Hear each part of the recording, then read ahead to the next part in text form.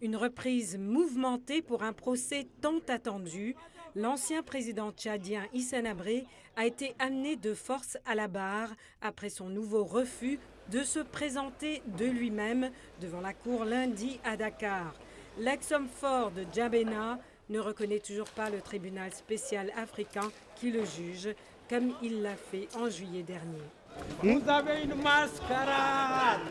Après avoir rejeté tout contact avec les 3 avocats commis d'office par les juges des chambres africaines extraordinaires, l'accusé de 73 ans a adopté la stratégie du silence. François Serre, l'un des 2 avocats officiellement constitués par Habré, boycotte l'audience à la demande de son client. Nous ne sommes plus devant une juridiction, nous ne sommes plus dans un temple du droit. Nous sommes dans un cirque de violence et de brutalité qui ne peut que susciter l'indignation absolue. Je n'ai jamais vu qu'un homme libérateur de son pays puisse être maintenu, brutalisé physiquement pendant la lecture d'un acte d'accusation. Un acte d'accusation de 200 pages qui liste les crimes commis pendant le règne d'Hissène Habré entre 1982 et 1990. Exécutions massives, tortures, arrestation des membres des communautés Hadjaraï et Zagawa, des opposants et détenus morts de faim en prison. Cette perpétration physique revêt souvent la forme d'un acte positif. Extraire les ongles d'un détenu pour le crime de torture, entretenir des relations sexuelles pour le crime de viol, etc.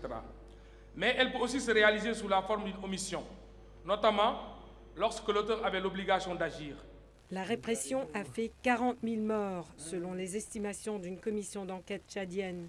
Jacqueline Moudeina, l'un des avocats des victimes. L'horreur des crimes décrits, les détails donnés sur le système de la répression contraste considérablement avec la lâcheté de Hissène Habré, qui se prend pour une victime.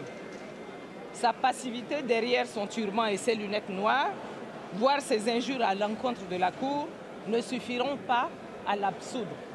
Pour les milliers de victimes qui ne sont pas ici aujourd'hui, mais attendaient ce moment depuis des années, pour toutes celles, hélas, qui n'ont pas survécu jusqu'à ce jour, cette heure est solennelle. Le procès d'Hissène Habré a commencé. Plus rien ne peut arrêter la machine de la justice. Pour des analystes, imposer des avocats pour défendre un accusé qui refuse de coopérer peut jouer contre un tribunal. Mais le cas Habré n'est pas nouveau. Via Skype, Charles Jallow, professeur de droit à la Florida International University. L'ancien président libérien Charles Taylor avait également dit au premier jour de sa comparution, et j'y étais pour la défense, qu'il ne reconnaissait pas le tribunal spécial pour la Sierra Leone. C'était aussi un tribunal politique qui n'avait pas été dûment constitué. Nous avons entendu le même argument avancé par l'ex-président serbe Slobodan Milosevic devant le tribunal pénal international pour l'ex-Yougoslavie. Près de 25 ans après la chute d'Hissène Habré, les victimes ne désespèrent pas de voir justice enfin rendue. Chaque jour de ma vie, j'allais enterrer, ma vie de détention, j'allais enterrer mes collègues victimes. Donc j'en ai enterré tout un millier là à Amralgoz, à la sortie nord de N'Djamena. C'est le travail que je faisais chaque jour pendant ma détention. Le procès devrait durer 2 mois, au cours desquels environ 100 témoins et victimes sont attendus à la barre. Plus de 4000 victimes, directes ou indirectes, se sont constituées partie civile. Hissène Habré encourt entre 30 ans de prison ferme et les travaux forcés à perpétuité.